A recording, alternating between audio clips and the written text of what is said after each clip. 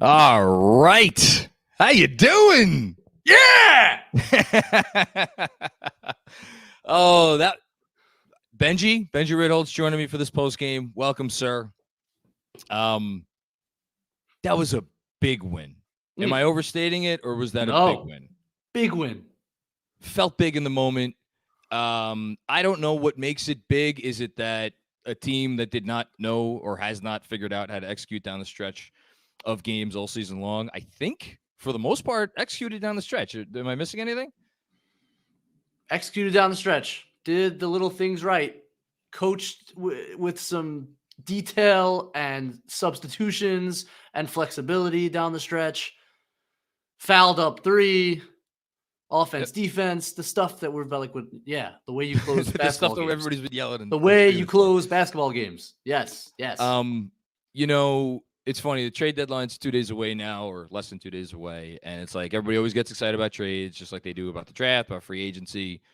A game like this is like, it's a great reminder of like why we care about this sport to begin with, because it's like, no, did they play great tonight? No, they didn't play great tonight. Are the Magic a great team? No, the Magic are not a great team. However, the Magic are a good team, and I don't care what anybody said.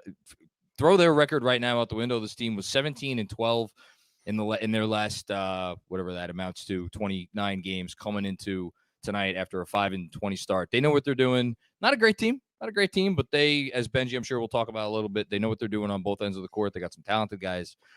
But you are the better team, and the better team, when you play a team that is not as good as you, is supposed to win. And they won on the shoulders of a guy who, I mean, his legend grows. What more do we say about Jalen Brunson? Benji, say some words, because I've ran out of words a long time ago. He's automatic. He's automatic. He's inevitable down the stretch. Much like Thanos. I mean, they're trying to deny him the ball. They're putting really tough defenders on him throughout the game. And you cannot stop that guy from going left and making a floater. It's inevitable. There's nothing you can do. There's jukes and the fakes and then the strength to always get there and finish so consistently it's a marvel. He's a marvel. What a job to close that game out. He is a marvel. And like, look, he had moments this year where he has not come through in a big moment. Yeah, he's had some game winners that he's missed. He obviously, the free throws at the end of the Bulls game, I'm sure he's never going to forget those as long as he lives.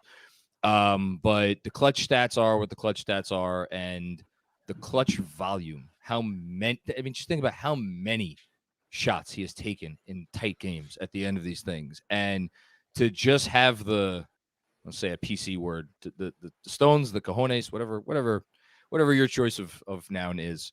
To just always be the guy with the ball in his hands, because, and we were kind of reminded of it in a possession that I think we disagreed about when they gave the ball to Julius with Markelle Fultz on him. Like, Julius is a wonderful player. Julius is a deserving 2023 All-Star. They don't win this game without Julius. Julius hit some big baskets, especially in the third quarter. They were, made some big threes. That's just not the guy that I think you want with the ball in his hands in the close of the game. So you need a Jalen Brunson that feels comfortable taking those shots, right? 1,000,000%. Yeah. Julius has many, many strengths. And I love the way they seem to go through him in the first quarter.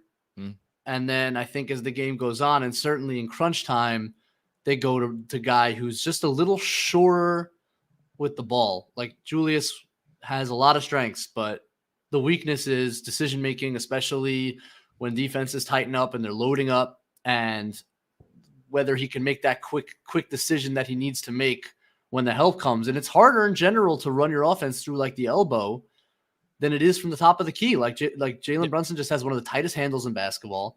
It's hard to get the ball from him. So like there's a confidence you have that he's going to get a good shot one way or another and not turn the ball over. And look, that's Julius's weakness. So like, you convinced me a little bit on that possession where like he has Fultz on him. You're going to draw help. If he doesn't slip a little bit and travel, maybe you get a good shot out of it. To me, it was just like Brunson's automatic right now. I don't really have any reason. I can't think of a reason to not have the ball in Jalen Brunson's hands on every possession down the stretch. Yeah, no, I think you're right. I was more making the devil's advocate Yeah. Actually, no. In fairness to me, you asked me like you don't hate that, and I didn't hate it. Was my preference? I was like, no, that's not my preference. So yeah, Jalen Brunson, amazing. Julius Randle, very solid game. 22 points, 7 of 15 shooting, 14 big rebounds for Julius Randle. They barely out rebounded the Magic tonight. I thought they were pretty good on the boards. Who do you want to go to next? I feel like there's two guys, Quickley or RJ. You tell me. Can I go back to Randle for 1 second? Yeah, sure, absolutely. First of all, that rebound on the free throw, where Yep. he looked like, I mean, that was as athletic and springy as I've seen him, and the ball just like glued into his hand, and that was a powerful, big time rebound that I wanted to shout out specifically. Said a lot. And like I thought things were spiraling a little bit on him there at the end of before he came out in the second half. He was getting frustrated with the refs. Yep. Picked up the technical, I think. Yep. Right. End of the third. And like Tibbs was trying to pull him back, like his teammates were trying to pull him back. Like he was definitely losing a little bit of control. But I think the big difference now is he's able to kind of channel it in the right direction late and not let it totally derail his game. And that's what you saw a lot last season. And I thought it was Magic are very physical, and like they were getting away with a lot of clawing against both Brunson and Randle in that game. And I can understand the frustration, but for him to just kind of channel it and make some big plays down the stretch, especially defensively and on the boards, I think is a massive credit to him. Yeah, there were a couple of instances I recalled in the last 4 minutes or so where his you pointed out in the moment when we were watching on playback. Shout out to all of our patrons who are joining us now and who joined us tonight. Where he D'd up, just like we saw him D up against Kawhi the other night. Like he has it in him, which is, again, I think what's made it so frustrating over the last few years to see the extremes where he'll go, stretches of the game where it's like, I'm just not going to defend at all. And then, that's in there. What a wild player. Speaking of wild players, I talked myself into it. Let's go to RJ. RJ was not great from the field for the first 3 quarters of this game. Or when did he make his first 3? Was it in the third? Maybe it was late. He made all 3 threes in the second half. He didn't make any in the first half. Wasn't shooting it well. One of which was a wide open bank. One of which was a wide open bank. That was one of them that went in the second half. But hey, listen, it got him going. Don't care. Yeah. Didn't shoot it well. Did not. I don't think he defended great. But look, we're looking for the positives with RJ. Look, they're not trading RJ in the next 2 days. He's going to be here for the rest of the year. Let's all collectively, we could put off the conversations for what happens this summer until the summer. We all want this player to play well, because if we're Knicks fans and we want the Knicks to play well, guess what? It's going to be very helpful if RJ Barrett plays well. Was making some really nice passes throughout the entire game. You love that, seeing the floor and the way he needs to see the floor. You were calling those out, and then the fourth quarter made some big plays. So, maybe a positive step forward. I hope. Yeah, the one thing I thought was the case the entire game was I thought he saw the floor well tonight, and he made he could have had many assists. I don't know what he ended up with, but they were good looks, just missed. The Knicks couldn't make threes all night. He ended up with 3 assists, but I thought he could have had 6. I mean, they really couldn't make a shot, especially in the first half. And he made a lot of nice cross-court passes, found Obi a couple times, found Quickley, I can think of on one instance. Shots just didn't go off of his look. So I will give him that. I think all game long, his approach was pretty good. It's just unbelievable how often we have to endure these like 1 of 9 halves. Like it's crazy how he starts off these games sometimes where it doesn't, you don't feel like he can make anything. And as is always the case with RJ Barrett, right when you're ready to give up and like throw your hands up in the air and say, I'm done with this guy, he makes some big plays. And he made a beautiful pass to Sims, made a big floater, made a couple threes. And I actually thought down the stretch, his defense was pretty solid. He had some big stops in that game late. He got his hand on a backdoor pass. He got backdoored a couple times in this game, but he did get his hand on a backdoor pass and got a big steal. He got a stop on Paolo on a switch. That was a big stop in this game. Like it was I would say a positive defensive step. And I think, look, Tibbs rewarded him despite the first half and left him out there late. Yep. And I think that is a positive thing. I'm sure RJ feels that and takes that to heart. Like he feels like he can earn it back. And I think Tibbs has done a fair job kind of divvying, like 2 of those 3 guys can play on any night to close the way the Knicks play, with their center always being in the game. And Tibbs, I think, has fairly divvied it out. Who are the 2 best that night? And those are the guys that play. And RJ earned it in the second half, and he did a good enough job to close the game. Yes, he did. Nice positive step forward for RJ Barrett. However, if we're being fair, after Jalen, I don't know who had a better game in your estimation, Julius Randle or one Emmanuel Quickley, who was 7 of 15 from the floor, 4 of 9 from deep. And you want to talk about a guy who every one of those threes felt, especially the threes he hit in the fourth quarter. I mean, felt big. Ends up with 18 points, 4 assists, 3 rebounds, just a ho-hum stat line for Emmanuel Quickley that we've kind of become used to at this point, which is wild. Yeah. How about the fact that when the game feels like it's slipping away and they're able to get quick in the game? Yeah. It happens so consistently where he comes in the game and steadies the ship and they get back in it. Because that was going in the wrong direction there in the first quarter. And Quick enters and just kind of gives them the jolt that they need seemingly every night. And that's what a 6-man is supposed to do, right? 100%. 100%. And he has done so well in that role. I like him in that role, less because I don't think he deserves to start. I just think it's really important for the Knicks. And I think when he starts, I think he doesn't get the usage that he deserves. I think these are the right minutes for him. And for this team right now, I think they're the right minutes for him. If he can get to 30 and he can come in and change the game every time he does it. He was great tonight. I think he got a 2 or 3 threes off of offensive rebounds. I know it was close in terms of rebounding tonight, but I felt like the Knicks offensive rebounds led to points almost every single time. Sims had a couple of big ones.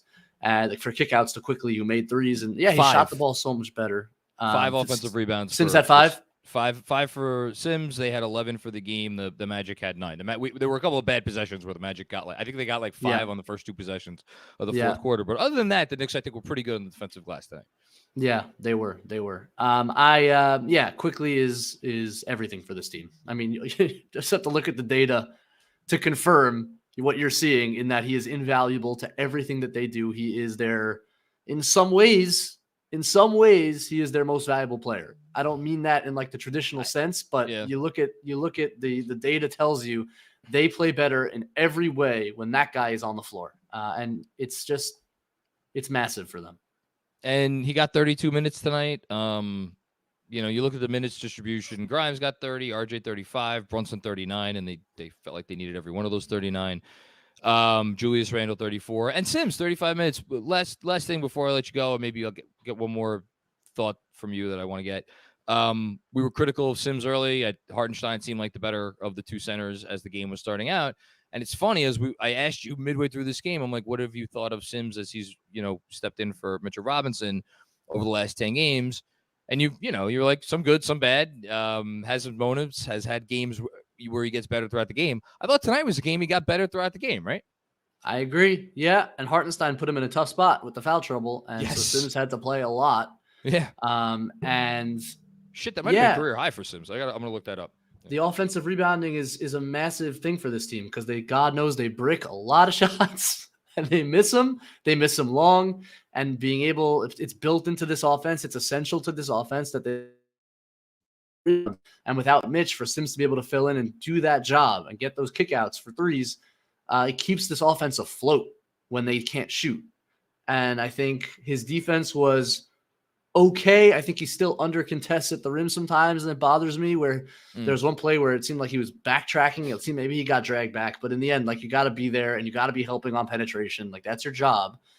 And I also thought that the other Wagner, Mo Franz. Mo killed them on a couple pick and pops because Hartenstein's in a deep drop and can't recover, and Sims comes in and kind of is just a little bit quicker and able to recover to that shot. So I think that was also helpful in terms of matchup. He was good. He's an underqualified starting center. He's not going to be an over-average starting center, and that's not the role he was meant to play here, obviously. No. But I think he's done an admirable job. I think he's grown. I think he's developing, and I think you got to be pretty happy with where you are with Jericho Sims.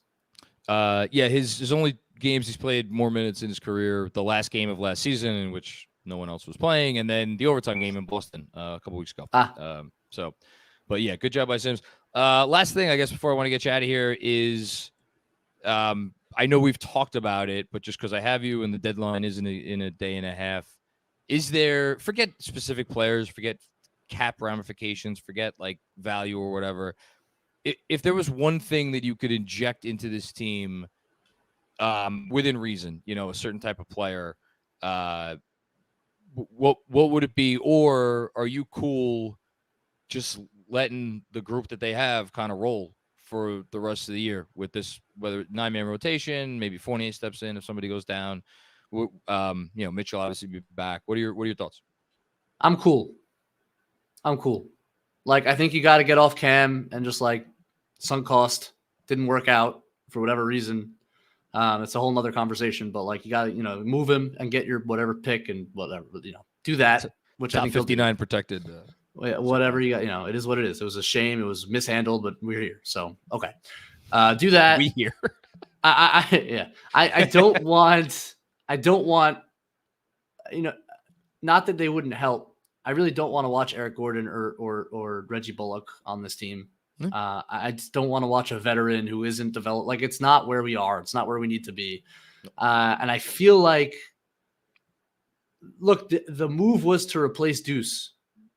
Yep. And I honestly feel like, and I know he didn't have a good night tonight, and it's not, it's not always going to be, but like what we've seen over the last 2 weeks, that development, that positive, real development, I think is more valuable than whatever Eric Gordon is going to give you over the next, couple months. I just don't, again, not that they won't help you or make you better. I think both players would. I don't think that's where we should go. If they want to get a young player that kind of fits more into that development, system, whether it's a Beasley or someone like that, I can live with that. I don't think they need it. I don't think it's necessary. I think I'm pretty happy watching this team play for the rest of the year and seeing where it goes and watching these guys develop. So I'm not going to be disappointed in one way or the other unless they do something really stupid, which I don't really foresee. I'd be more disappointed if they kind of get older and like more like Tibbs crutches. I was about to say more Tibbsy. Yeah, more Tibbsy. Yeah. I don't really need that. I think the age that these players are at, their development curves, I think, are all in the right spot. And I like watching this team play. I think it's fun to watch these guys grow together and develop. So I'm pretty good.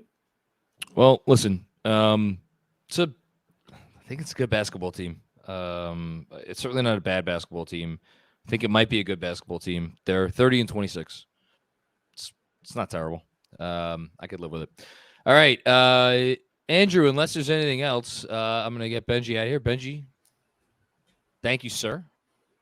Andrew, is there anything else for Benji? No, Benji, as always, love the analysis. The only thing I have toward analysis that I think, Benji, you and I talked about this when you were here 2 weeks ago for the Celtics game. Yeah. Was, as much as we get frustrated when they miss free throws, let's remember when they make them. And 6 very clutch free throws from Jalen Brunson and Julius Randle tonight. So, yeah, and listen, you speak about development and learning, and I think as a team, what you saw there in terms of just like the execution of the very little things. I know I said it at the top. Yes. Fouling up 3, making your free throws, playing offense, defense, kind of being strategic. I didn't even agree with every offense, defense moves that they made. Like, I didn't agree with all of it, but overall, just like the strategic and flexible way they closed that game was refreshing, to say the least, and nice to see. So, like, you hope that they're young, they're learning.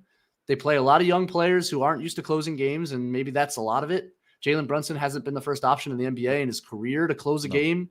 So, like, all of this is an adjustment, and this was a really nice step in terms of confidently closing a basketball game when you have a lead late. So that was really nice to see.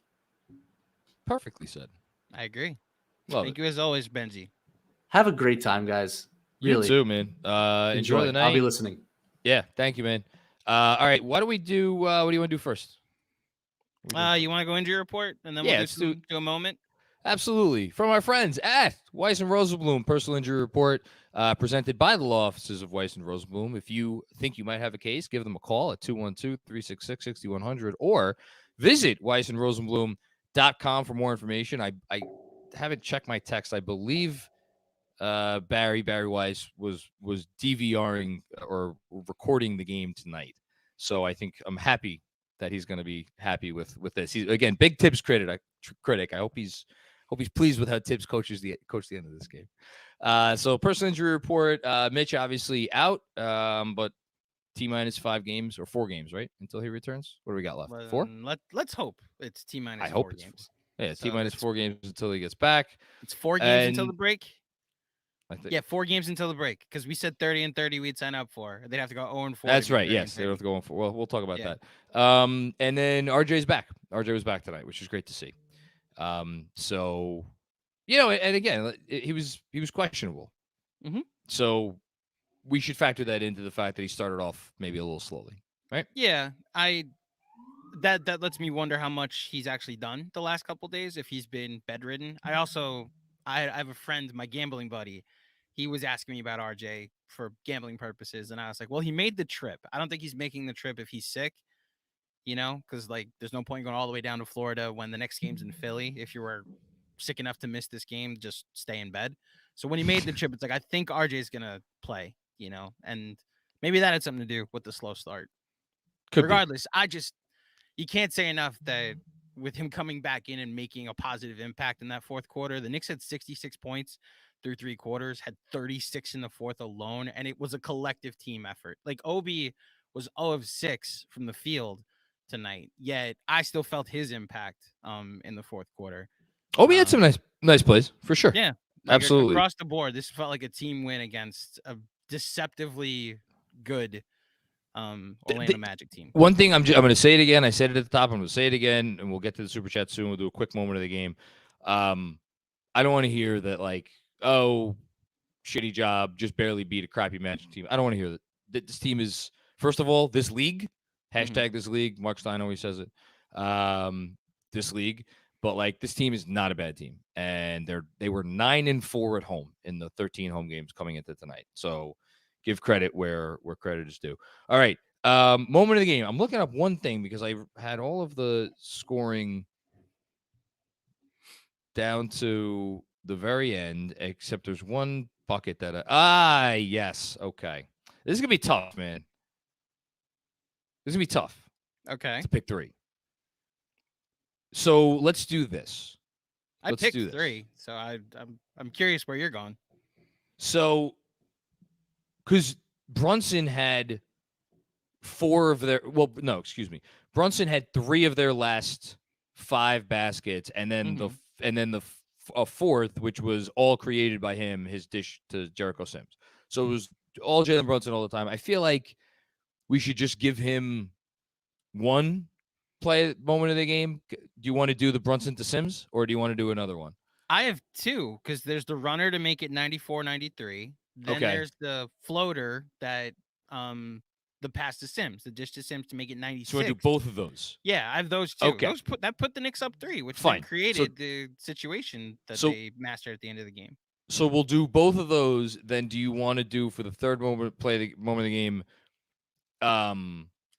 Julius's 3 to that made it. Hold on, that's what I had to look up because I had forgotten about it. Made it 90-88. Yeah, they were down, and that 3 put them up 2. Massive. It was the bigger play, but the more fun play and the cooler play was when he spiked it. I think maybe between his legs or something to Emmanuel Quickley behind him in the corner, and Quickley hit a 3. That was after the 2 offensive rebound possession. So we have a different Julius moment. So those 2 are great. What do you? I have the rebound. The and the rebound. They were up. See, the problem with the 90-88 is the next trip down the floor, Fultz converts an and 1. So that lead went away almost immediately, and then it became Jalen Brunson versus Markelle Fultz down the stretch. I think because the Julius rebound, it's a Julius rebound plus free throws. That rewards how well they execute. Fine. Because, they executed what they didn't do at the end of Dallas. They hit 2 free throws, which we've been sweating out seemingly all season. This team shooting free throws, So we'll go those 2 Brunson moments, one on the pass, one on the make, and then a Julius rebound plus 2 free throws to ice the game. That's fine. I like it. There you go. Done. Cool. Okay, we've been talking for a while. This is a Ready fun to do game. this? Yeah, let's do it. Giddy Let's up. I do know it. we're starting in the third quarter, right? Oh my gosh, Frank. Let's start here. Frank from Patreon in the. Oh, hold on. I gotta keep scrolling. Listen, I'm not gonna stop anybody. If you want to get comments off before the game has before the ended, game starts. by all means, go ahead. I've got a comment from 8:11, and this game started at 7. So let's start here. Frank from Frank Patreon. Miranda, thanks for getting us started, man. We kid around, but Frank, we love you. Just so Oh, you know yeah. that we love you and we appreciate you. Trust me, we appreciate your generosity. What's up, Mac? It's your boy Frank from Patreon. I'm sending this at halftime, not being hyperbolic, but how can we keep justifying RJ getting these minutes in playoff atmospheres? Inefficient and no defense. Yes, he was inefficient. Wait. Yes, he played. Then another. What's again? Thank you, Frank. What's up, Mac? It's your boy Frank from Patreon. RJ's hemorrhaging his trade value with each passing game. Tibbs will have big decisions with his minutes coming down the stretch and into the playoffs. Hashtag start IQ. Well, Benji took the start IQ point. I agree with Benji, and I've wrestled with this, and I think Benji has wrestled with this. I think everybody's wrestled with the concept of starting Emmanuel Quickley. But if you could play Emmanuel Quickley, whatever amount of minutes he played tonight, that was 32. That's fine. As far as RJ and his trade value, and more significantly, how they treat this player down the stretch of the season, I do believe there's a tightrope to walk, because if we're all sitting around and looking at this and being like, okay, well, Julius seems to have established himself, and like Jalen Brunson ain't going anywhere. Well, then I guess RJ is the trade piece. Guess what? 29 other GMs think that the Knicks are front office is thinking about how they are going to parlay something on their current roster into an improvement. So I always think the notion of like, well, you got to play him to maintain his trade value. I think that's been built up. I think we built that up too much. That said, if the Knicks like were kind of flagrant, because as of now, everyone looking around the league could like look at the Knicks and be like, okay, well, they still believe in RJ. Like it hasn't been like there was the one benching down the stretch, right? And he had some post game comments, whatever, or not non comments. As of now, we're okay. I think again, it's a tightrope. You can't you can't give him carte blanche, but you can't be benching him left and right when he's. And I thought Tibbs, to his credit, I think he made the right decision in this game, leaving him in there, and I thought that was fine. It's not going to be easy though. He needs to play better. That's all. He needs to play better. I think we were headed toward an RJ benching if he had a similar. Yeah. If the first 6 minutes of the fourth quarter went differently, then I think we were headed that way. There's no other way to say it. He was a positive impact in the fourth quarter. Yes. On both ends of the floor. Like the box score might not even when he was getting beat and getting backed down, we were saying it on the playback. Like, okay, this is like he's able to get deflections, which is like the thing that you and Tom Piccolo talk about all the time. Like, at least be active on defense, so that way you're not a net negative, you know? So there's one more before the game ended, and then I'll jump off. From Sergio Acosta, I'm obviously biased, but it feels like the Knicks never get any calls. Would like to see some motion plays ran for RJ going north-south instead of ISOs. I think they've run a lot of stuff for RJ during the game. Benji talked about it early. He was commenting about how when he sent out a tweet, a couple of days ago saying how when IQ's in the starting lineup, he really doesn't see the ball much. A few people got on him and was like, yeah, it's just like RJ. And that's not the case. And we were like 4 minutes into the game, and Benji had pointed out how they had already run 3 plays for RJ to try to get RJ going downhill. It's tougher, I think, at the end of the game to run your stuff. And, that's why it's great to have a guy like Jalen Brunson. As far as the Knicks not getting any calls, I don't know. Julius Randle's gotten to the free throw line a lot this year. Not as much as he'd like to. He's gotten to the line a lot this year. Jalen Brunson's. I want to actually look up where those guys are in terms of free throw attempts per game. I'm not saying that they're always officiated perfectly, but yeah. Oh, this is interesting. What? Shaden Sharp is withdrawn from the dunk contest. Ooh. So maybe a spot for a Nick. Who knows? Is Obi in it this year? No, no Nick is in it right now. No Nick. No Jericho Sims either. Damn. Bondi just tweeted out, opens up a spot for either Sims or Obi, maybe. Speaking of opening up a spot, this will probably come up throughout the super chats, but another spot just opened up with the report that Kevin Durant's not going to play in the All-Star game, and I think a New Yorker should be sent in his place. What else? I mean, what else does he have to do? I mean, if anybody has, like what like look at what this man has done over the last week and a half. You know? Yeah. Oh, I want to check the standings. The standings? Yeah. The We're Knicks tied are with Miami, officially aren't we? tied with Miami in games back. Miami has a better win percentage technically, but it's like 0.001. The Knicks are tied for the 6th seed now. And, you know, as long as they can beat out that Heat culture, they'll be fine. Do away with Heat culture at your own peril. There you go. All right, let's do. All right, giddy up. Thanks, everybody, for staying patient. If you have a super chat in here, I promise you we will get to all of the good stuff starting right now. Hamdy M, what's going on, Hamdy? At the game. Awesome stuff. So I made a comment during the playback. Just want you are not a rube. Most of the people in that arena, I'm sure, were rubes. Anybody wearing a Knicks jersey, anybody from New York, not a rube. First of all, half the fans are Knicks fans. So I guess they were half rubes. And the other half were good people. Second, this place is no garden. You think we were laughing at stuff the stupid Magic Dragon all night long. Julius Randle was on edge all game, but take the good with the bad. First road win, KFS road trip next year. Awesome stuff. I would love so much to do a KFS road trip. Andrew, you don't have to hop back on, but just write that one down. Let's see if we could figure a way to do that. What? First, I got to get JJ Redick on the pod after an entire summer of emailing him and Tommy. Now I have to plan a road trip. You don't have to. No, you just said had. All right. It's in the works, people. Don't worry. Oh, listen. That'd be so much fun. I'll just say this. We might have an easier time trying to plan something on the road than we would. That's actually, that's true. I'm thinking about it. Maybe that's you might be very onto true. There. Jesus okay, Christ. fair point. All right. Thank you, Hamdy. We'll get that in the works. Hannibal Miles, what's going on, Hannibal Miles? Needed that win. Yeah, I mean, I was thinking about it throughout the game because I was preparing for a loss. I'll just be honest with you. And I was thinking about it. I'm like, man, what is this going to mean? Does it negate the Philly win? It's like you get, and I'm thinking back to what I said a few weeks ago. Just get to the All-Star break at 500. Get to the All-Star break at 500. Even if, maybe lose some games you shouldn't lose, as long as you win maybe a game or two, you're not supposed to win. I'm so happy I don't have to talk about that. I was struggling. Did they need it? I don't know if they needed it. It's great that they got it. It's a positive step for them. It's a really good positive step for them. Anyway, Mo Wagner talking all that crap for 13 points. He talks a lot of shit. Wanted Julius to punch him in the face at one point. I wouldn't have. I mean, we don't advocate violence here.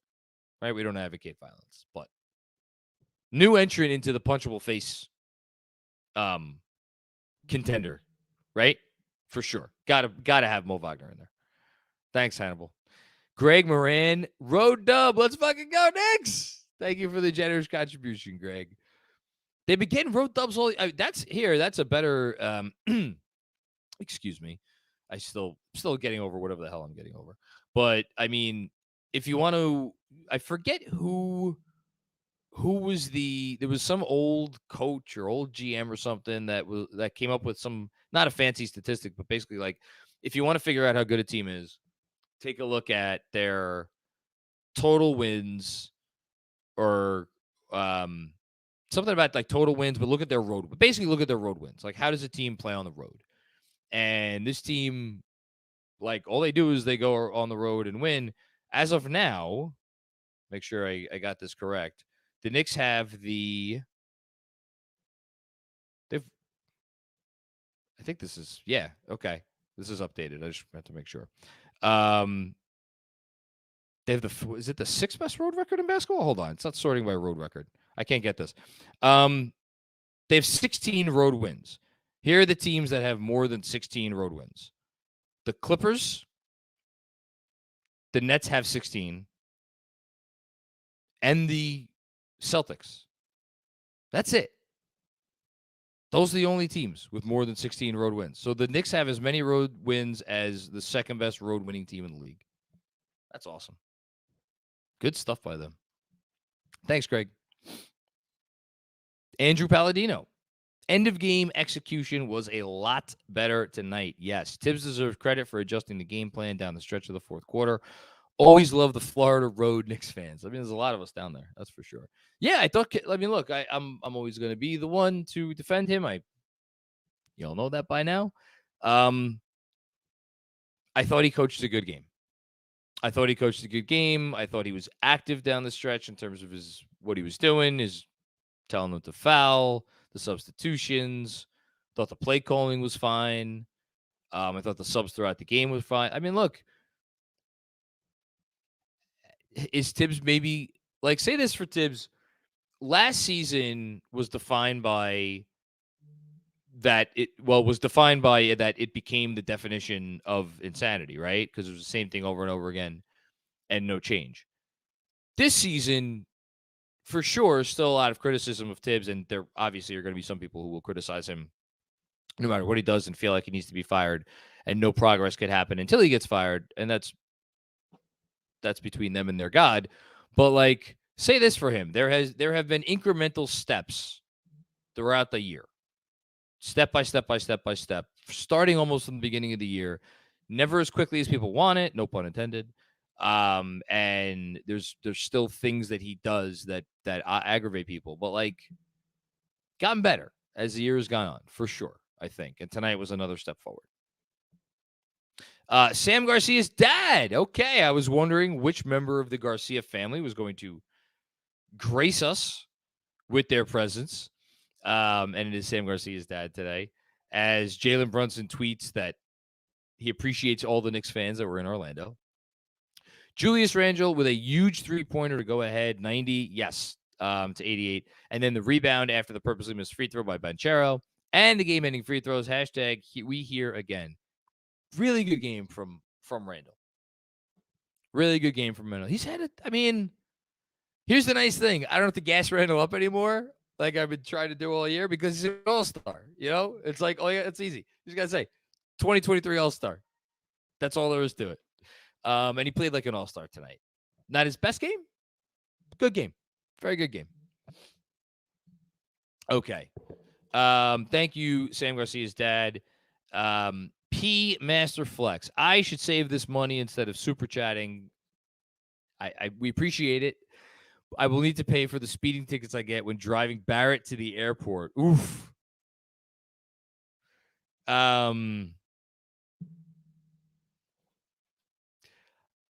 Look. How did I get put in the position of defending RJ Barrett? Maybe this is my personal seventh circle of hell. Because again, I'm not breaking any news here. I've been very open and honest. There are the mistakes that this particular player makes rub me the wrong way in a way that causes me to be overly critical of his game. And I've acknowledged that, and I'm going to acknowledge that again. All that being said, still 22, still a fourth-year player, still on his rookie contract. And the thing that I continue to go back to is awful situation his first year, completely changed his role from year one to year two in becoming much more of an ancillary piece. I know they gave him his, half a dozen pistol sets a game, but for the most part, it was a different role for him. Year three starts off one way, again, kind of more somewhat on ball, but also deferring to Kemba and Fournier and Randle. And then middle of the season gets all the usage. And now this year, it's another adjustment with Jalen Brunson and Julius Randle in the house. That can't be easy.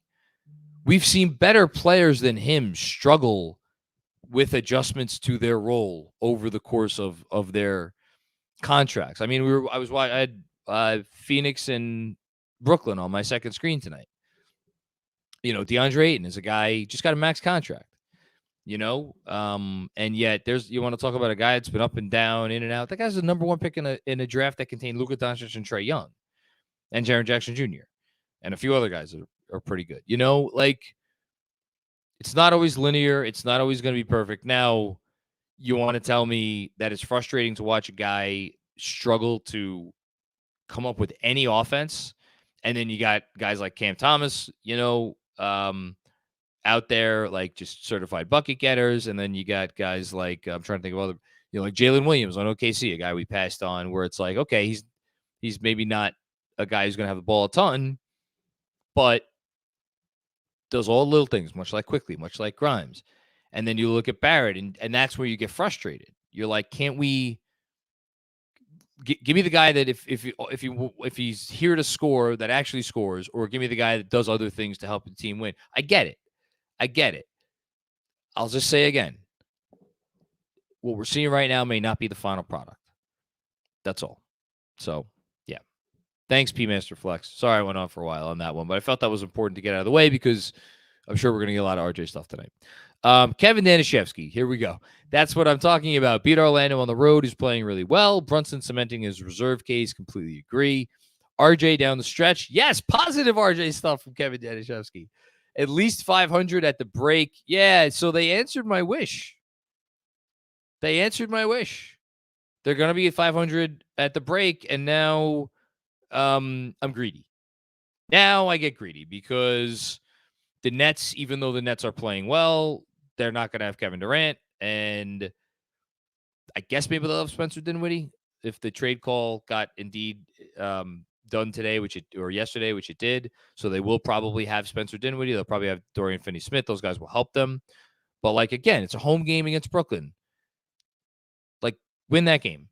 You got a game against Utah at home. At the very least, win one of those two games, either Utah or Brooklyn. And then you got at Philly,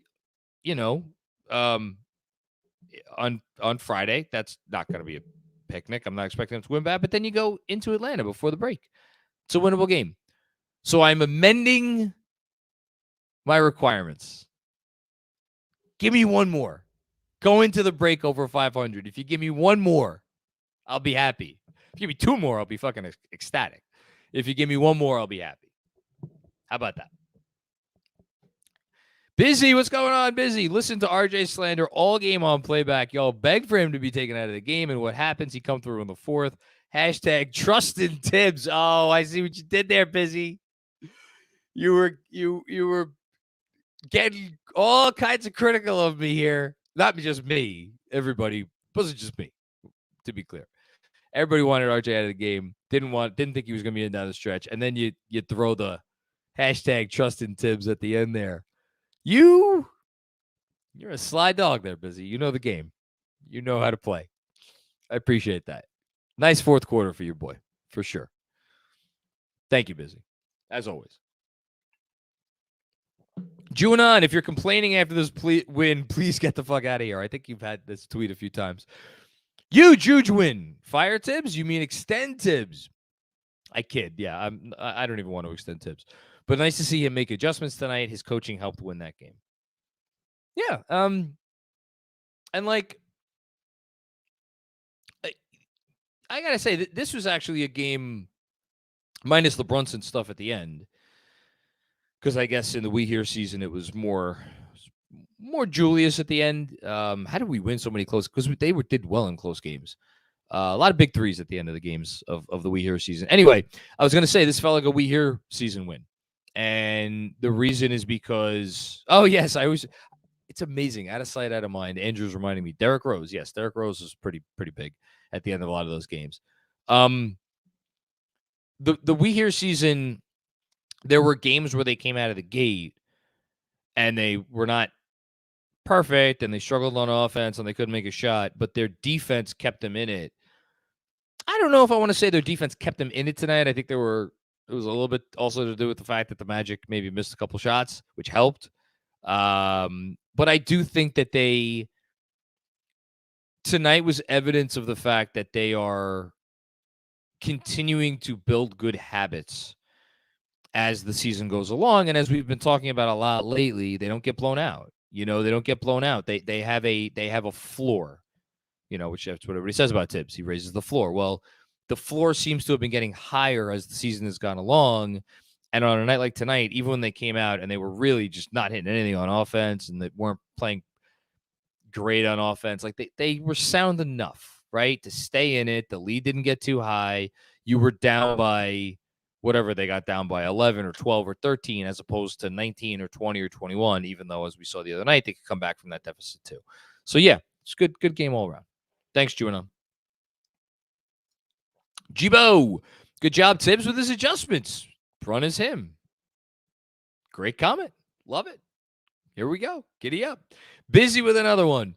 It may have taken 30 years of coaching, but he finally figured out offense for defense coaching and putting 2 bigs for missed free throws. Hashtag growth. Hashtag baby steps. That's all you can ask for, right, Busy? That's all you can ask for. Baby steps. The absolute baby steps. Nah, listen. I'm not going to pretend to know what the hell Tibbs is thinking or why he does what he does or why he doesn't do what he doesn't do. As we talk about on Discord, I am more apt to believe there is a method behind the madness as opposed to just like he's stubborn. But that's just me. But yeah, it's nice to see. It's nice to see adjustments. It's nice to see growth for sure. Good stuff. Haitian Ferg, love the second half adjustment and how Tibbs managed late in the fourth quarter. My goodness, Andrew, was this the most positive Tibbs like post game we've ever had? I'm pretty sure it is. Solid subs and great poise to hit clutch free throws at the end. Madison Square Amway was lit tonight. I wonder what it's like to be a fan of a team where like that's your home atmosphere. That's your home arena. Like that we were watching on the playback, and I don't know if anybody else, people probably watching on MSG probably didn't see this, but they kept this recurring bit going of like the stupid dragon mascot, like coming out to like it was a wrestling, like a wrestler, like wrestling music or like whatever. No, it was not wrestling. No, it was wrestling, but don't you dare. He jumped off a ladder and flipped onto the table. That was awesome. So here's the point. When the bit of the stupid fucking dragon that culminates in him jumping off a ladder into a box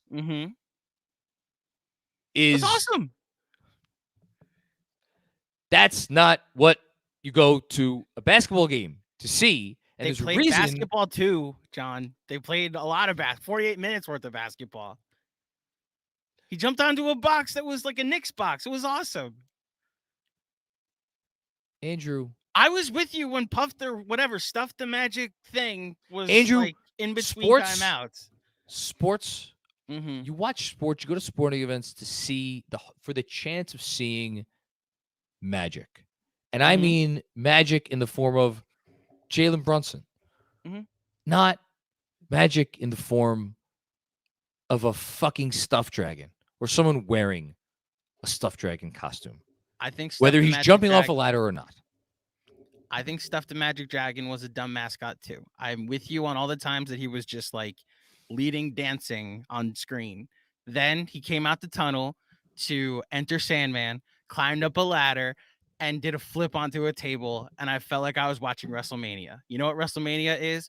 Fun. Yes, I know what WrestleMania you know what that is. Was? I watched it when I was 7.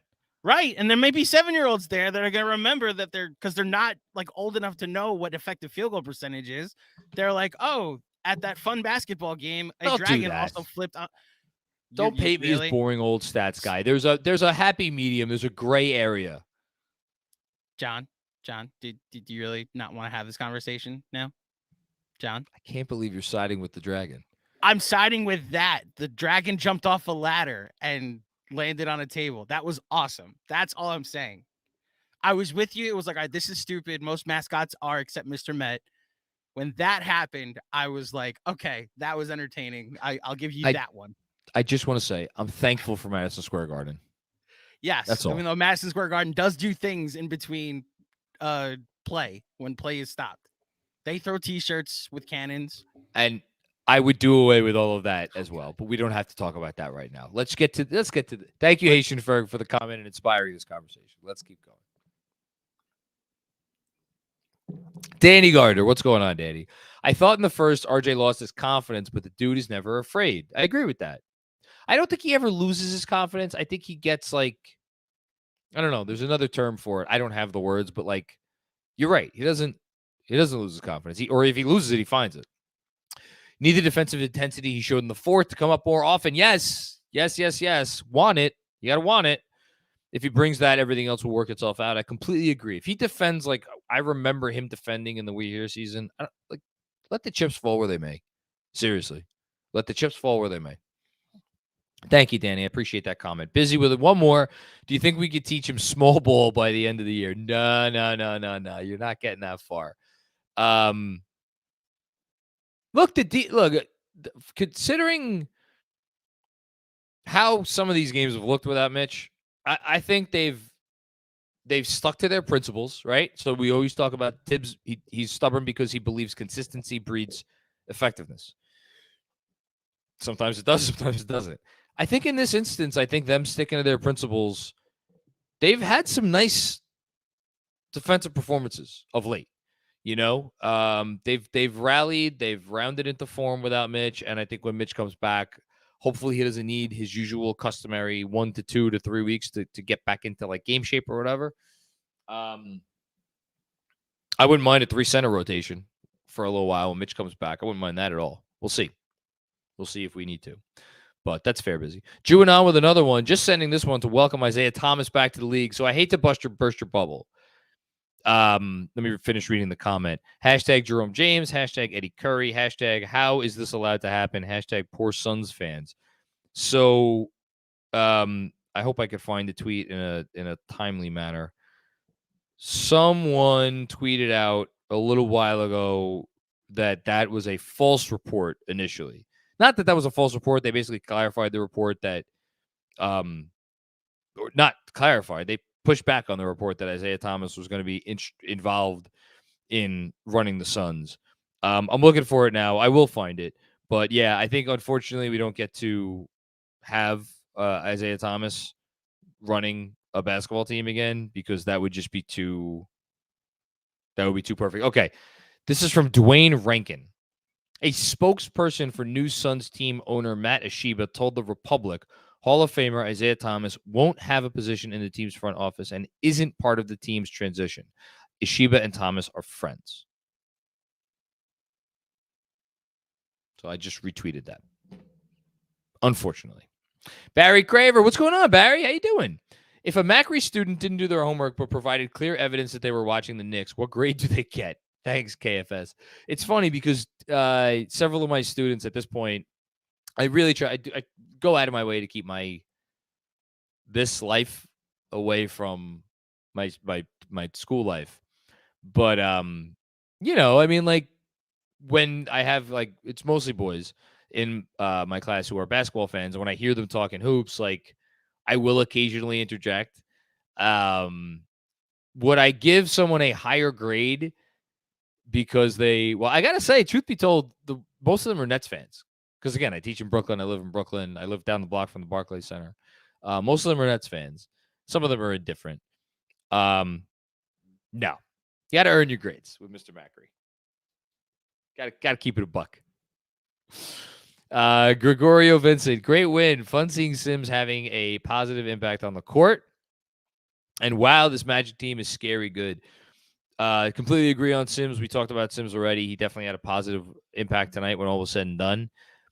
This Magic team being scary good, man, they are, unless the Bulls pick lands in the top 4, they're getting Chicago's draft pick. Now, Chicago has started to put it together. I could see Chicago being a play-in team. I could see Chicago. It doesn't seem like Chicago's going to sell. I could see Chicago winning a play-in game. So maybe that pick isn't going to be great. And the way things are going, it looks like the Magic, well, depending on what Toronto does in the next couple of days, because if Toronto sells off pieces, Toronto could pass Orlando in the Wemby standings. So Orlando could fall, quote unquote, fall to 6th. I wouldn't put it past Oklahoma City to maybe pull some shenanigans down the last month or 2 of the season. So whatever, but they're going to add a piece or maybe a couple pieces. Maybe they try to trade up, and I think they have the makings. I think they have a nice core. I love Paolo. Franz did not have a great game tonight. Franz has been really good this year.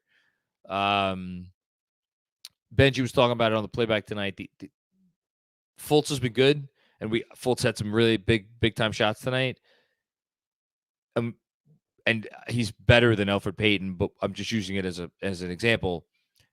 We saw how tough it is to have a starting point guard that can't hit a three. And I think that's an issue for them, and they're gonna have to figure that part out. But yeah, Fultz is good. Like, they're good. They're on the come up. They're well coached. They're fun. They know what they're doing. Good team. James Choi, victory poop for Macri. Oh my God. Do I let people in behind the curtain? I guess I will. Now you gotta. Towards the end of the game, I said during a late timeout, I'm like, I got to get up to pee. And apparently, Andrew and Benji both thought I said I have to get up to poop. And Jeremy. We all thought so. No. Jeremy admitted I heard him say pee. Okay. So, like, Knicks get a rebound, call timeout. John goes, I got to poop. And so you probably said pee, but all they heard was the letter P. And we were like, you have to get up to poop? Like, there's 30 seconds left. Where are you going? And then it became the victory poop. So maybe that's put that on a t-shirt. There's your t-shirt ideas. Great win. Looks like Tibbs is finally taking late game situations seriously. He always took them seriously, and doing what is needed. Brunson All-Star. Yeah, so for anybody who missed the news, I forget if we mentioned it earlier, Durant's going to miss the All-Star game, and we still, Kyrie got traded. So I think that's 2 spots. You're telling me that there's 2 players that should be on the All-Star team before Jalen Brunson? I'm not buying it. Nicholas saying, next to Zion, Sims may have the quickest bounce after getting a rebound. Shout out to Julius Randle for the Spider-Man reflexes on that board to secure the win. Yeah, big-time board for Julius. I'm trying to because I think Mitch, to me, has one of the quickest second jumps in the league. I think Sims has a good second jump. I don't know if it's as good as Mitch. Here's the problem. You're pointing out after an offensive rebound. And yes, Sims has the ability because he's built like I don't know what he's built like. He's built like a Hercules. But he doesn't bring the ball down sometimes. Now, sometimes you see him get a rebound and it seems like he has a wide open layup and he passes out of it. But tonight we saw a rebound right back up with it. Mitch brings the ball down. That's the problem with Mitch. On defense, I think Mitch has a much quicker second jump. Little distinction. But I want to go back and watch the play. I know the play you're talking about. I want to go back and rewatch it.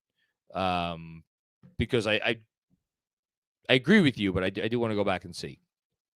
Thanks, Nicholas. Appreciate that comment. Fargar Tufo, Alex, what's going on, man? John, you wouldn't believe this, but I had to miss the 4th quarter. Was it exciting? Is it safe to say that Jalen Brunson cemented his spot as an all-star sub? I hope so. It was exciting. It was nerve-wracking, though. I was not doing well down the stretch of that game. Just, you know what it is? Because, here's the problem. We've been conditioned this season as Knicks fans to, and this is why an opponent, if they're down, will extend the game with free throws and so on and so forth. With every additional chance to screw up, the probability that they will screw up will increase. And think about all of the chances they had to screw up in this game. They had 6 free throws down the stretch, so there's 6 chances to screw up. They didn't miss any of the free throws. Inbounding the ball, they had to inbound the ball. I think they had to inbound the ball 3 times down the stretch. They did that, including one really nice inbounds on one of the later ones. So, yeah, it's growth. It's growth. It's good stuff. Love to see it. Dan Hidalgo, a winning record and a team that competes every night. To be honest, as a lifelong Knicks fan, this is enough for me. Only half joking. Dan, you're preaching to the choir there. It's why I give the pushback that I do.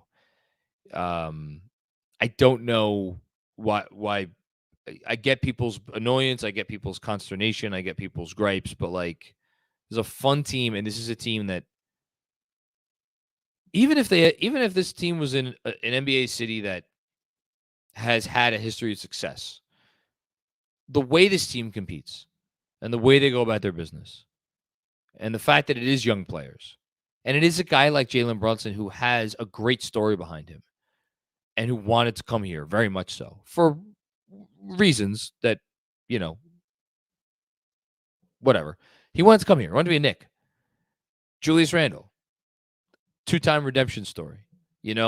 Like, it's an easy team to like. They're an easy team to root for. I don't know. This is a fun team. It's a good team, and I'm with you, man. This is cool. This is cool.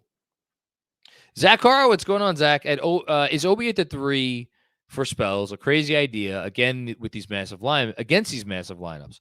Classic RJ 4th, keeping me from a trade offer for some poutine and Labatt's. I could go for Labatt's right now. And some poutine, actually.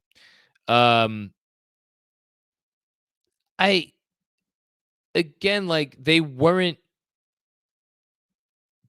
hunting our lack of size. Like, to me, it's like, oh, we got to match their size with our size. I think the only reason you do that is if they're hunting your size when you're on defense, and they weren't doing that. The only time they were hunting us on defense was when Brunson was on Fultz, and Benji was aggravated with that. But that was an easy fix. Just put Brunson on Gary Harris, who came into the game with like 4:30 left, and they kept Brunson on Fultz even after that. It's not. I get why your mind goes to that. It's not something that I feel like is going to help them. Now, again, it goes back to the conversation we always have. Do you do it just to get Obi on the floor more? And I think, think that ship has kind of sailed. Thanks, Zach. Jessica, what's going on, Jessica? What a great win. Brunson is he, capital H. I like that. IQ had a great game. Pull my mic out. Another monster game from Randle. Great choices down the stretch from Tibbs. Let's go Knicks. Brun like hell. Very much agreed. All around. Jessica, and as always, thank you for your work. Thank you for what you do for us. We appreciate you. James Shank. How about that crowd making it a home game? Love Tibbs. Go Leon. Trust what they do this week. The team is better off now than they've been in about a decade or more. Perspective. I love perspective here. Call me Mr. Perspective. Jalen Brunson loved the crowd making it a home game. Trust what they do this week. I wonder. So I was on the putback earlier today with Ian Bagley. Shameless self-promotion, I guess. I don't know. And Ian, again, I don't know how many times I have to say this, but I'll say it. Ian always knows more than he could say. And if he lightly suggests something, like he lightly suggested today, that he wouldn't be surprised if the Knicks, this deadline passed, and the only thing that they did was they swapped out Cam for a crappier player and a second-round pick. Like, take it that may be all that they're going to do. Although he did mention Obi, what are they going to do with Obi? With, leaving that door open. Because they've clearly talked about him. They talked about him with Utah, that's clear. They talked about it with Indiana, that's clear. They've talked about Obi with other teams. I just wonder, because the Obi piece of it has so many other tentacles. There's a tentacle directly to Tom Thibodeau, because it's like Tibbs has this style and this scheme, and he's built this roster this way, and Obi can't get on the court and do his thing in this scheme to the extent that Obi has more to do, which many people feel that he does. So I'll just leave it at that. And then it goes to Julius Randle, because Julius Randle is playing in front of Obi Toppin. So do you think Julius Randle is going to be on this team for the long haul? And if Julius Randle is, then does that mean RJ Barrett isn't? Because we think that these three players are maybe not a great fit together. And it's like, all of a sudden, you're talking about every fundamental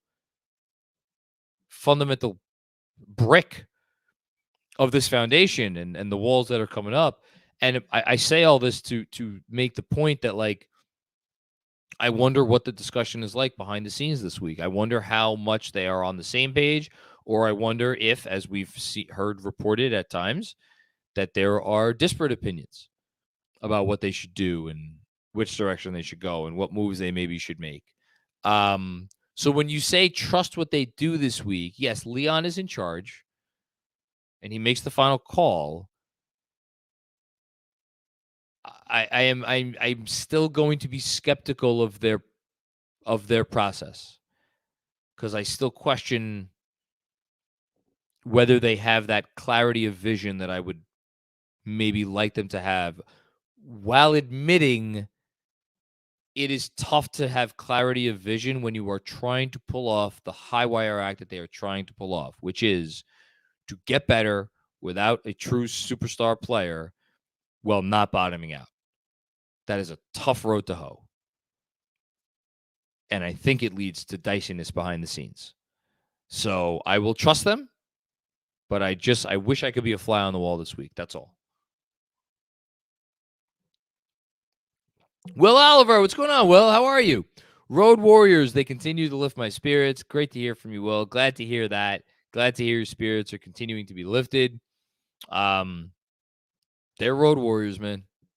Absolutely. Good way to put it. Row 1 Senior. Growth. Love it. JB handling pressure and late game execution. Again, I don't want to repeat myself. Jalen Brunson was perfect.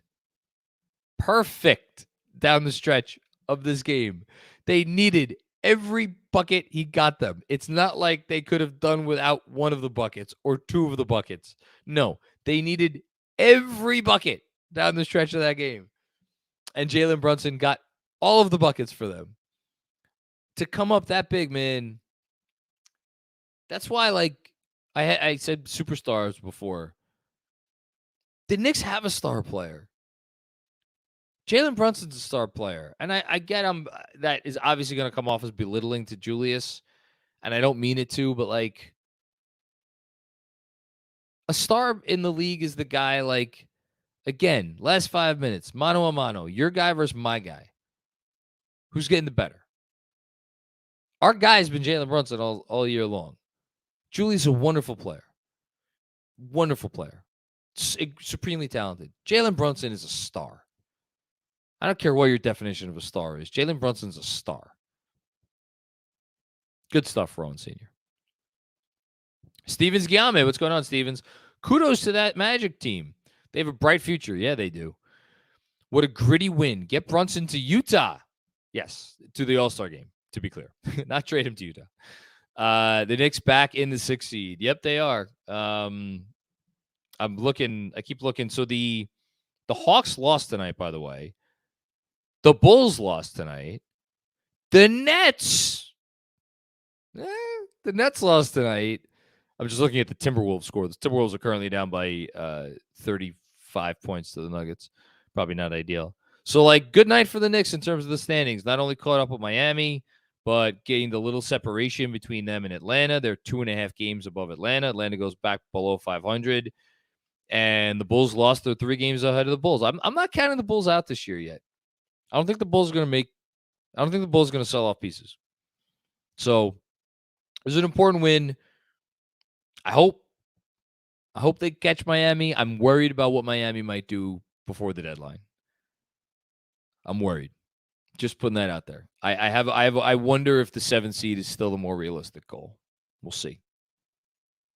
Busy with another one. If RJ would have gotten that travel, Julius got called on him, y'all heads would have exploded.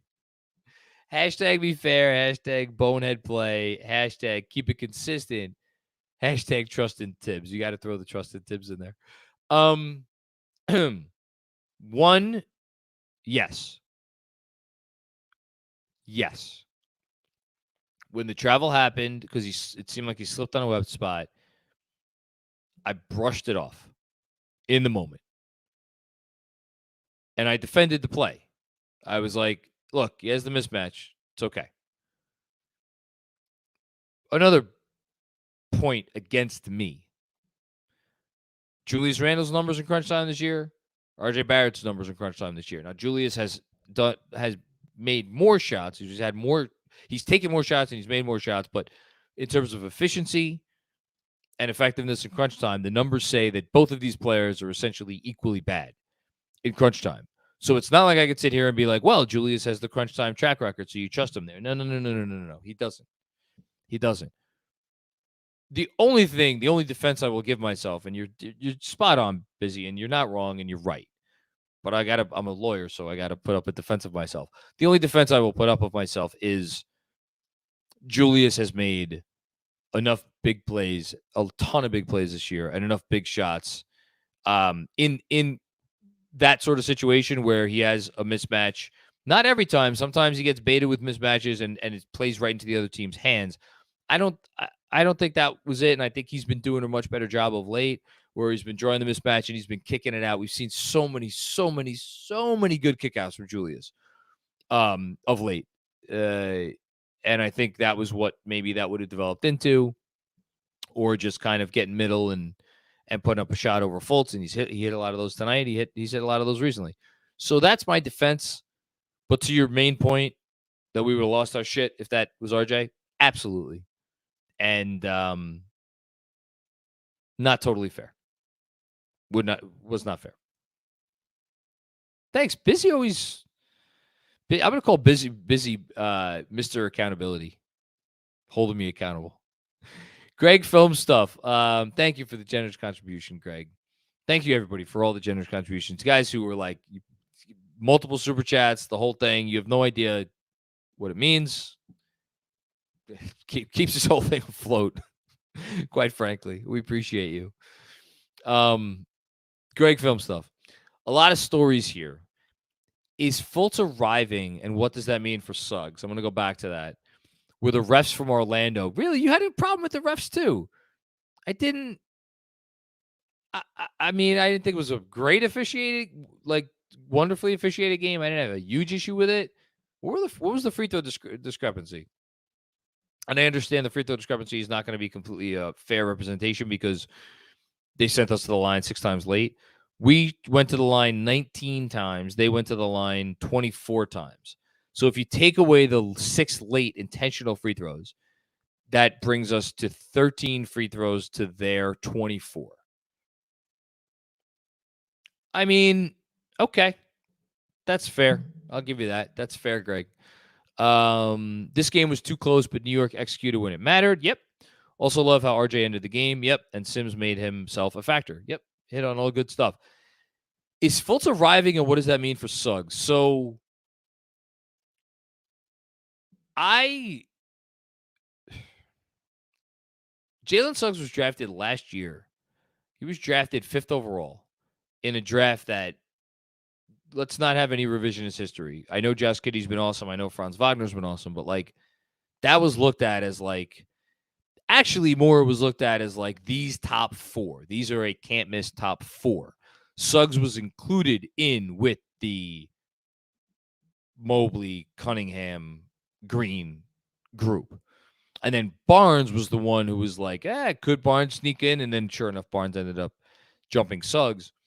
But like Suggs was supposed to be like a can't miss. And then for them to, like, their plan all year was to, when Fultz was going to be healthy, they were going to start. Like, that wasn't a thing they decided late. Like, the plan all along was for Fultz to start and Suggs to come off the bench. Now, are they going to try to say, like, oh, well, that isn't permanent? I don't know, man. I think they've already, not that they're out on Suggs, but like this is 2 straight years where like the shooting just isn't there. So maybe they just kind of see him as like, okay, well, maybe we drafted a backup. I don't know that I've heard that there's like, or let me rephrase that. Let me take a step back. Unless I have missed it, I don't think this is like, oh, well, he's eventually going to be our starting point guard, obviously. And that Fultz playing well this year has like all of a sudden interrupted that. I think they've kind of already been like, yeah, whatever. If he comes off the bench, he comes off the bench. If he ends up winning the starting job back. He ends up winning the starting job back. It's a great question because I'm fascinated by it because, Fultz has one of the strangest stories in NBA history. Yeah, I don't know. I'm watching from afar. I wish I had a better answer for you. I think it's a great question. I got stuff to add to that if you want. Please. After talking to Luke Sylvia from the Sixth Man show, the Magic show from Blue Wire yesterday for the pregame pod, the Suggs efficiency it's just been it's a year and a half, but it's bad enough that they've invested in Fultz to the point where it's very clear who the starting point guard is. Also, winning the lottery last year recalibrated things. These 2 picks they have, because they're counting on the Bulls pick to convert, recalibrated things. They're good enough with his defense that he's not looked as the backup point guard either. Cole Anthony is. He's just looked at as a backup wing. And, I know he's small, but, we were watching him give just about everybody fits tonight on defense. So if you want to look at, like, both sides of Quickley, the offensive defense come from Cole Anthony and then Jalen Suggs, that's the way you can kind of look at it. The point is the comments throughout the night marveling at the Orlando Magic are justified. They have so many interesting pieces that could turn into something if the lottery breaks right this year.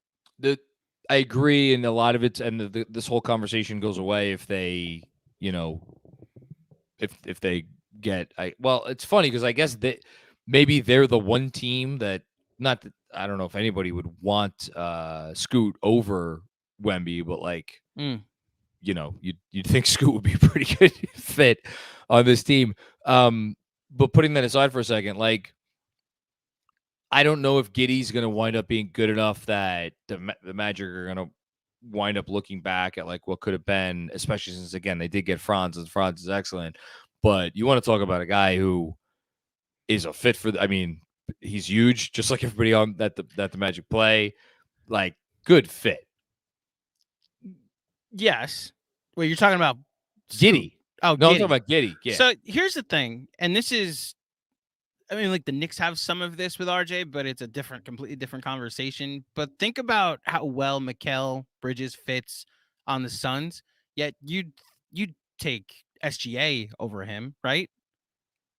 Would I take SGA over Just Mikal? In general, yeah, of course. So as a result, you could say the Suns messed up in not, even though they didn't have the 10th pick. But this is my point. When you look at the lottery, you have to, as long as you draft a starter or you draft a playable basketball player, it's not a complete miss, which is why I think the Magic are able to justify the Suggs pick in the fact that he's not unplayable. Mo Bamba's the different conversation because they've exhausted all they could there. And unfortunately that relationship's probably going to end soon, if not this deadline, maybe during the tomorrow. Summer.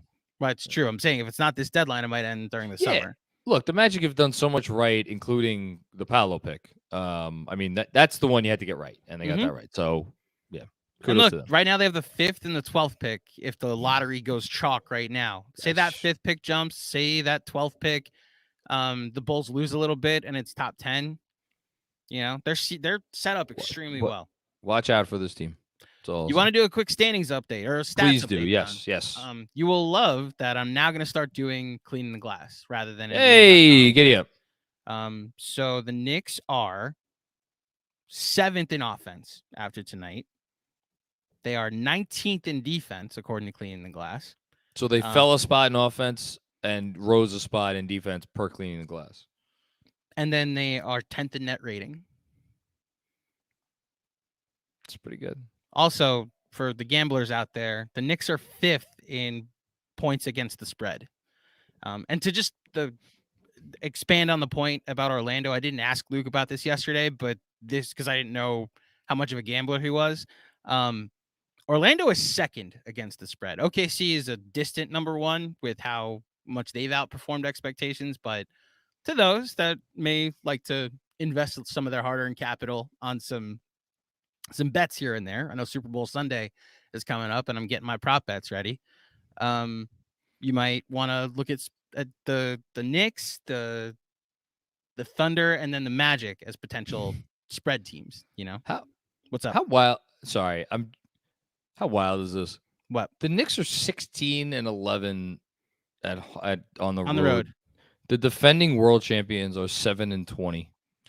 John, there's a lot about the defending I world know. champions that are I know. gone I wrong know. this I know. year. It's not great right now. You know, the vibes may not be great. They had a lot go right for them last year, and then this is what Sam and Andy have been doing on the Light Years pod.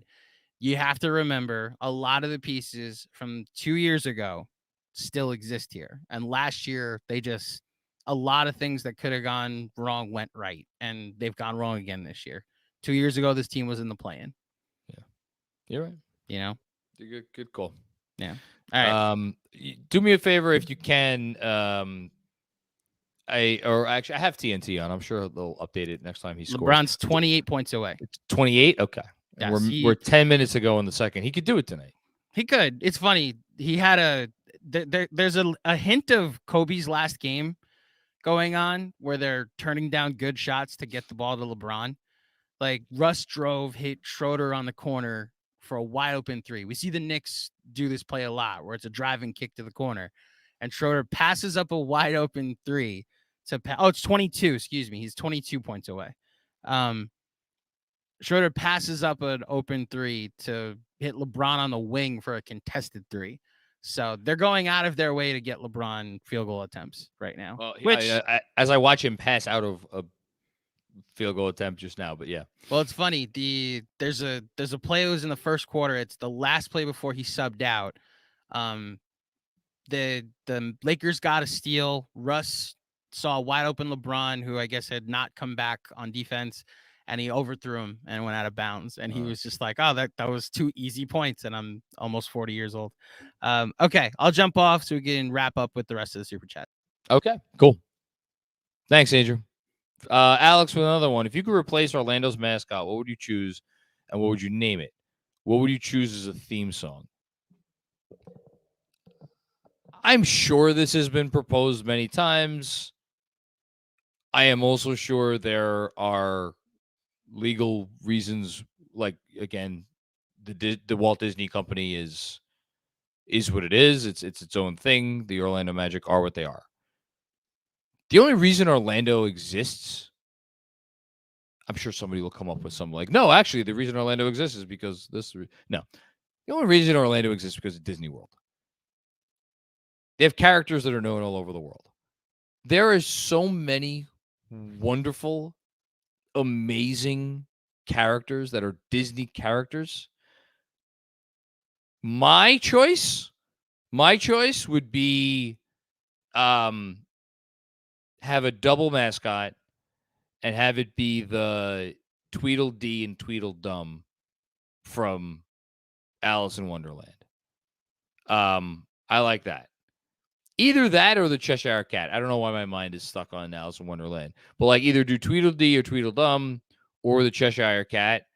And, you know, maybe invest in some of the technology that like we saw in what was the second Spider-Man movie, Far From Home, where he like made himself invisible. So like the Cheshire Cat could be invisible. You don't see his face, smile. That'd be fun. You want to talk about something that would get fans excited? How about an invisible cat? And its theme song, I don't know. I mean, just pick a song from Alice in Wonderland. I think that'd be fun. I'd be happy with that. What? You had the entire Disney catalog of characters and songs, and you chose Tweedledee and Tweedledum and a cat. I mean, no Goofy, no Pluto, no Mickey, no Minnie, no Donald. No, they all suck. They all suck. Okay. I like, you know what, because both my daughters are now into it. And I remember we had a conversation about this movie many years ago before we were working together. The Moana songs. They're both into the Moana songs now, and I'm into them too. Maybe Maui. Maui would be good, but that's Hawaii. You know, it's like not, so.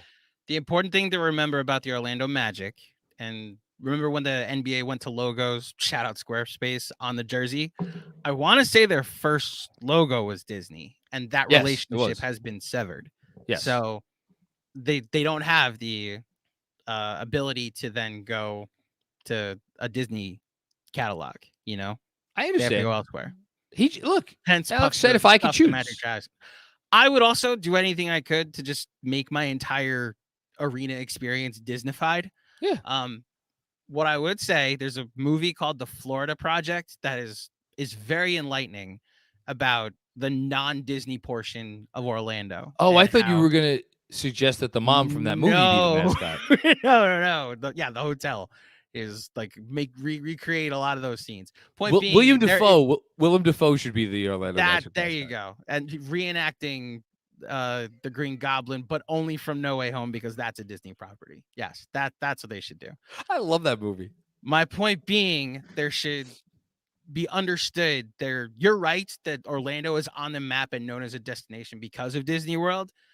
Orlando, the Magic, they play in a suburb of Orlando that's not near the Amway Center. And so there's more than just, it's like in Vegas, we know it as the Strip, and that's Las Vegas to us. That is a road in Las Vegas, and there are suburbs outside of it that people didn't know existed until we started putting sports teams there. And now it's like, oh wow, Vegas is actually like a draw, which is why I nominate that as the first KFS road trip.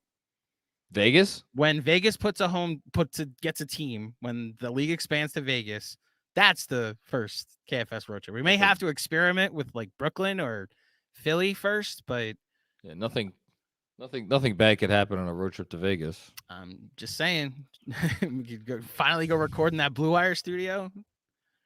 You know. Anyway. Maybe. Anyway. Thank you, Alex. Alex with another one. Our 4-5 first round matchup against the Cavs is going to be lit. New York guards will give Cavs guards fits, and Jalen Brunson will eat Spider for brekkie, lunch, and dinner. I've never heard breakfast referred to as brekkie before, for what it's worth. Not saying it's wrong. I've just never heard that. 4-5 matchup. Yeah, I mean, who knows? Maybe the Nets keep falling in the standings. So I have a funny feeling the Nets are gonna be pretty good once KD comes back. Vincent Russo, wish Tibbs stuck with Obi. Okay. RJ playmaking without Julius is fun. I thought Suggs was going to be a star. So did I. I was wrong on that. Lunch break is right when I have off, period. I love it. Thanks. Yeah, thank you. I appreciate everybody who's been tuning in for the lunch break specials. Something that we wanted to try out this week, and the response has been really good. I don't think this is the last that you will see of this concept, not only just tomorrow, but moving forward. As far as Tibbs sticking with Obi, he stuck with him pretty long in the fourth quarter, till like under 5 minutes left. That's actually, I think, the longest he has stuck with Obi. I thought it was the right time to bring in Julius. I think you needed Julius for the defense. I think you needed him for the rebounding.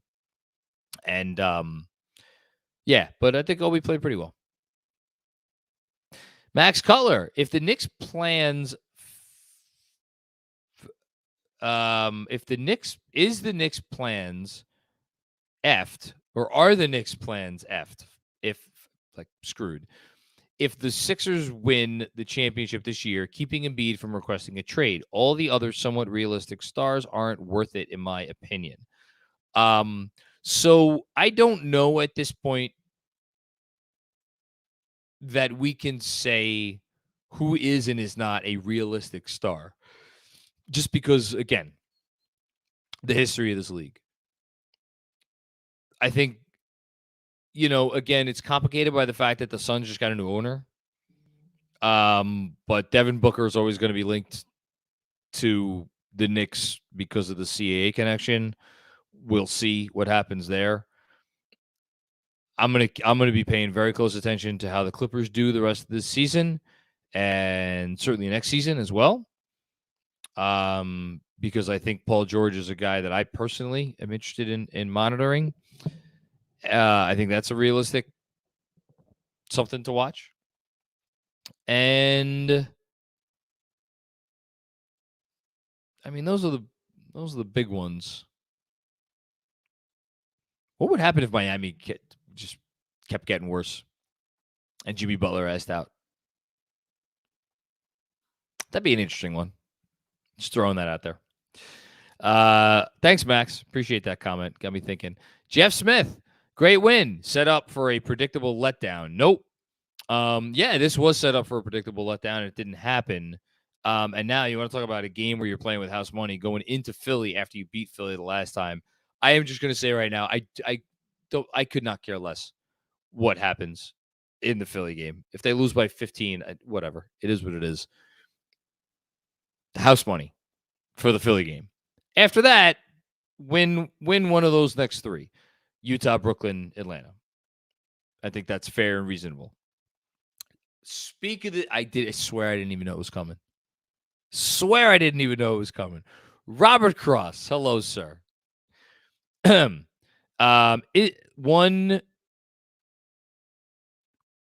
One first time, long time. Again, my mind doesn't work. You're good. First time, long time, John. Is it fair and reasonable to say that the Knicks will have a 53 game win percentage post All-Star break? If so, are they a dark horse for the Eastern Conference Finals? # 53 wins. I went through it in today's newsletter that I know upset you a great deal, Robert. The Knicks in the last two post All-Star break stretches. The first year of the We Here season, they had the 7th best net rating after the All-Star break. Pretty good record. Last year, that team was a dumpster fire. They had the 11th best net rating after the All-Star break, and I think their record was either a game above or a game below 500. So could they have a 53 winning percentage after the All-Star break? Absolutely. Are they a dark horse for the Eastern Conference Finals? I do not believe so. Sorry.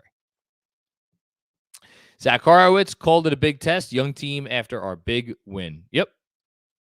Big test. They passed it. Appreciate it. Very much so, Zach. David Crockett, rules question. Did the rule on intentional free throw misses used to be that it had to hit the rim on the fly? I don't know, David. I apologize. I know you're asking in reference to the Paolo one. I don't know. It's a good question, though. I'm not sure about that. Andrew, see if you have any thoughts, feel free to chime in. Kevin Danishevsky. Visiting my grandma in D.C. tomorrow. Buddy out there, so I'm catching Washington, Charlotte tomorrow because cheap $15 tickets. Awesome stuff. Any Knicks shenanigans I should pull? What Knicks shenanigans would you pull? I don't even know. # hometown IQ 6th man of the year. He's making the push, man. That is a real push that he's making. Absolutely, it's a real push to get on the ballot at the very least. Have fun, Washington, Charlotte. I'm jealous. I wish I could go to a out of town game. I don't really care what it is. I don't know what Knicks shenanigans you would pull. I don't know. Something involving Porzingis? I don't know. I'm not that creative, sadly. Robert Cross. It's your boy John. I think you are spot on in regards to root cause of RJ's issues. Prediction: he's the Knicks' best player post All-Star break. Robert, if RJ Barrett is the Knicks' best player after All-Star break, something has either gone horribly wrong or things are very, very right. And I might go back on my dark horse Eastern Conference Finals statement from a few minutes ago, if that were to be the case. Or something has gotten horribly, horribly wrong. There's no in between. It's one of the two extremes. Thank you, Robert. Manny Campos, haven't seen a super chat in a while. Haven't sent a super chat in a while. It's great to hear from you, Manny. We miss you as always, but you're loved. Wanted to say that I just subscribed to the Substack. Oh, awesome, Manny. I hope you enjoy it. Thank you for subscribing. I'm really proud of that newsletter. I work my ass off on it because I love doing it. Anybody out there watching who wants a daily newsletter in their inbox that has everything you could possibly want and then some about the Knicks, just go to substack.com. You go to my Twitter bio, JC Macri NBA, and subscribe. Just Google Knicks Film School Substack and you'll find it. And we also introduced the a chat feature. So every day I've been putting a question in the chat and we have some great convo back and forth. I try to chime in throughout the day. It's really good stuff. Anyway, also I moved to Orlando after the We Here season, so I got to go to a few Magic games a year. Stuff is awesome, John. Agree to disagree on the Dragon, Manny. Agree to disagree. Forgotten NYC, hashtag John hates fun, hashtag GMAC Stan. My people have spoken. Shout out Forgotten NYC. You can be as negative as you want after games, my friend. I'm very positive. I'm a very positive person. Yep. Man after Tibbs' own heart. I am positive that you are lying through your teeth right now. By the way, Kevin apparently wanted me to chime in with DC stuff. Look, my DC, I'd have to go look up some old like restaurants I'd go to when I'd go visit, but a lot of my DC trips were the mall and like go see go see a museum or two. The Spy Museum is really fun. I'm yet to go to the a couple of the other ones. Oh. What's up? I got something. So I'll look up the name. Hang on. If you've never done the full DC like trip around the mall, go ahead. But it's very touristy, is my point. And then the rest mall, is, the mall meaning like where the White House is. Yeah, like walk Monument. from the Capitol up. Not the mall where you go shopping. No, well, okay. So the national, I guess that's right. We're in an international base in Washington D.C. There was a long road, a long path from the Capitol building. It goes past the monument to the Lincoln Memorial. When you're at the monument, go to the very top, and you could see the entire thing that the White House, the Capitol building, the monument. Kevin wanted Knicks shenanigans at the game. I don't know. I've never been to the Capital One Arena. What Knicks shenanigans would there be at a game like that? Wouldn't be at any game. I was just going to recommend this pizza place called Two Amy's Pizza in Washington. That's excellent. So if you're in the mood for a good slice of pizza or good little Neapolitan pie, go to Two Amy's. Very good. There's like a donut place in Georgetown that's really. I've been to that one. Yes, I went there with a group too, and there was like a long wait, and I was like, all this for donuts, and then I had them. I was like, oh wow, great. Obviously not my last donuts either. Jay Livingston agreed that they lack, but need a cohesive vision. Yeah, they need one. Maybe they'll stumble upon one. Oftentimes, it comes in the form of luck. You nailed it with the tiptoeing, though, because the tough part is who owns the team. Tough to have a look. I'm not. This isn't a blame Dolan thing. It's become. No, I'm not begrudging you. It's just very clear that there's no. Well, we'll just bottom out. No, you have to tiptoe the line of being good enough that there's an entertaining show at MSG, and you're building for the future. You know, there's always several masters to serve. Just reality. Haitian Ferg, welcome to the Tibbs Hive. Busy, extend Tibbs. He's got 2 more years left on his contract. I don't know if they're fully guaranteed, though. I remember there being some reporting from Ian maybe earlier in the year about the last 2 years not being fully guaranteed. I'm not sure about that. Thanks, Haitian. Trust in Tibbs is a t-shirt idea, by the way. Shout out Busy. Imagine that. Yeah, we'll sell one. We'll sell one to your house. There you go. Robert Cross, legend of GMAC. How do you wind up scheduling a playback so solid for me every week? Hashtag 53 wins. Scheduled for around the same day every week, Robert. Tuesday, Wednesday, Thursday, whichever game there is. Yep. It's usually what it is. If there's a game Wednesday, that's the one I pick. If there's a game Tuesday, it's one I pick. If there's a game Thursday, we pick both Tuesday and Thursday. One is John and the OG crew. Thursday is the casual crew. Oh, I'm so looking forward to tomorrow night off. Yes. All I want is for them, because my plan tomorrow is to get my writing for the newsletter done by like 6 o'clock. You know, I still haven't seen The Last of Us from this week, so don't say anything. But like, sit down, watch The Last of Us, maybe catch some other hoops. Really looking forward to that night. Same. Yeah. And then Thursday Madness. Okay, here we go. Thanks everybody for tuning in. Remember to like this video, subscribe to the channel. So what do we got? We got lunch. So much content. Okay. Lunch break. KFS lunch break tomorrow, which is what time, John? Is our lunch break tomorrow? So funny. Live producing. So tomorrow you did tell me that it might be possible to do this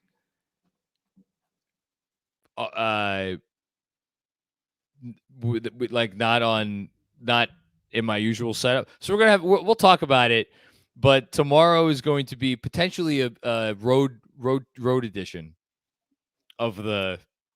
We're gonna meet Professor Macri tomorrow. We might be meeting Professor Macri tomorrow.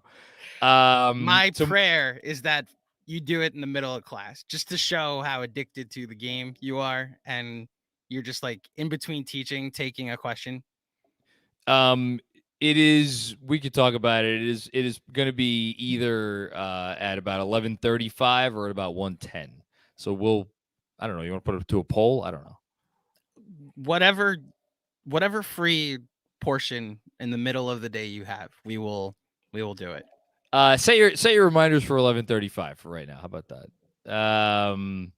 And what else? Then Jeremy is doing a Capitals Everything Around Me Cream at 7 p.m. on Wednesday night.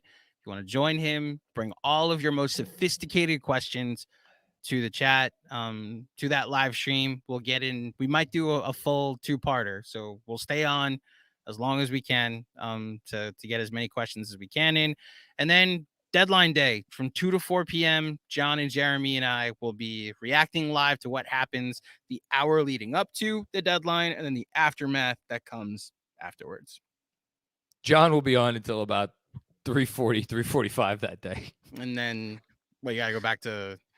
Oh, no, then John has to pick up his infant daughter from daycare. Children. My gosh. This is fun. Good game. Fun game. Yeah. I was glad they got this one. We were here. Happy. We were here 10 games ago and said, "Give me 5 and 9." Guess what? They went 5 and 5. That's fucking incredible. Are they really 5 and 5 since we said that? Yes, we said after the Wizards game, after we knew Mitch was going to be gone for a while. I said to you, "I'll sign up for 5 and 9." So that way they're 500, and then we saw them lose 3 straight, and then we were wondering where those other 5 wins were coming from. They're 5 and 3 in their last 8 games. They're 5 and. Hold on. Did you? Because the way you just laid it out. No, they might be 5 and 2. Hold on. They beat They're 5 and 3. Yeah, they're 5 and 3. They lost 2 straight. My bad. Because the Wizards game was the first of the 3. They beat Orlando. They beat Philly. They beat Miami. 5 and 3. You're right. They beat Brooklyn. They beat Cleveland. And the games they lost, we were like apoplectic about. Brooklyn, the Lakers, and the Clippers. They're 5 and 3 in their last 8 games, and they should probably be at least 6 and 2.